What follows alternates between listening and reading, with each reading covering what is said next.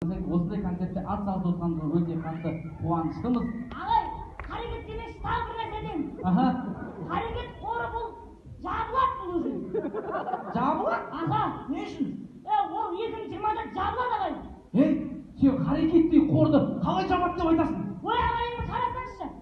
Қарекет қорының ашылғанына небәрі бір асқандай жыл болды. Аз жылдың ішінде қарекет қоры 100-ге жуық отбасыға баспана сыйлаған. Ол 2020-ға шейін Қазақстанда баспанасыз адам болмайды ғой. О, керемет.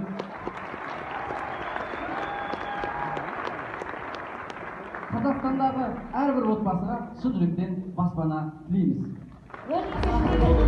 Маған да бекер, бұл жалғаннан бақыт таппай өтер.